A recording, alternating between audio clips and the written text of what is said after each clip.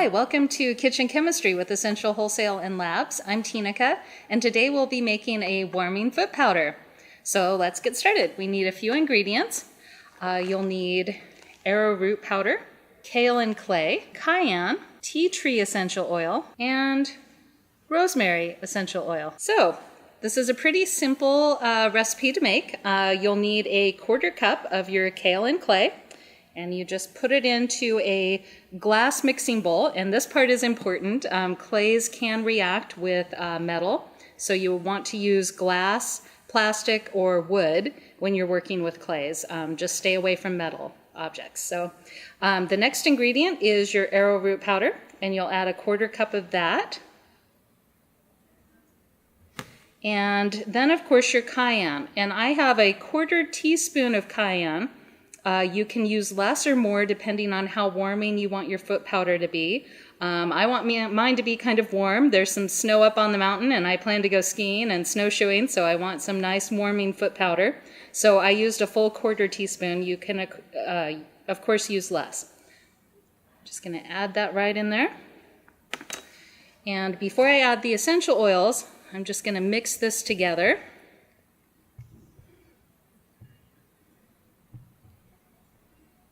And be careful when working with cayenne. If you touch the powder, don't touch your eyes afterwards. Ideally, of course, you want to wash your hands right after before and after you're making your products. Okay, so now that that's mixed together, I'm just going to directly add my tea tree. And that is a 1/2 teaspoon of tea tree and a 1/2 teaspoon of rosemary. Of course, you can experiment and add more or less of the essential oils as well, but that's kind of the amount that I like to use. And just mix it together really well. And you may think that adding the essential oils to a powder would cause you to have clumps, and as you can see, no clumps. It's all nice and smooth, and it smells great, and the cayenne will add that nice warming to the foot powder. And I'm going to simply put this into a nice jar for myself and sprinkle it into my shoes as I use it.